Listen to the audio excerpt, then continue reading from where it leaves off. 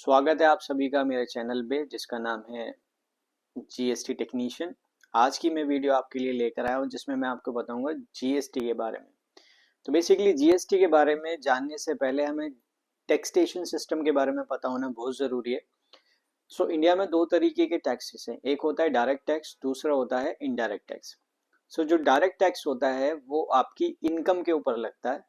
यानी मान लीजिए अगर एक साल में आपकी सालाना इनकम 12 लाख से क्रॉस कर जाती है, 12 लाख को क्रॉस कर जाती है, तो तब आपको अपनी इनकम के ऊपर भी टैक्स देना होता है, जो कि बड़ी आसानी से आप इनकम टैक्स की वेबसाइट पर जाकर पे कर सकते हैं। बट अगर मैं बात करूं इनडायरेक्ट टैक्स की, तो इनडायरेक्ट टैक्स बेसिकली गुड्स पे लगता है एंड सर्विसेज पे लगता है। इसको इनडायरेक्ट टैक्स क्यों कहा जाता है?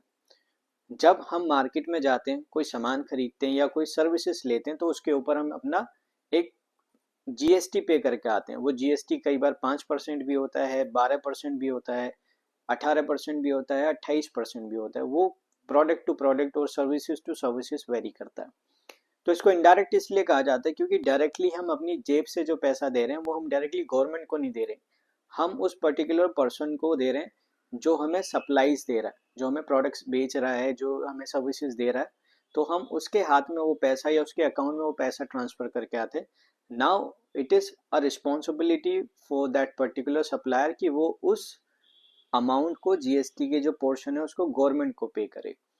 तो आप अगर इस तरह की वीडियो चाहते हैं तो आप मेरे चैनल को सब्सक्राइब कर सकते हैं, बेल आइकन को प्रेस कर सकते हैं, और इस वीडियो को अपने फ्रेंड्स, अपने बिजनेस फ्रेंड्स के साथ शेयर कर सकते हैं ताकि उनको भी ऐसी इंफॉर्मेटिव वीडियोस मिल जाए।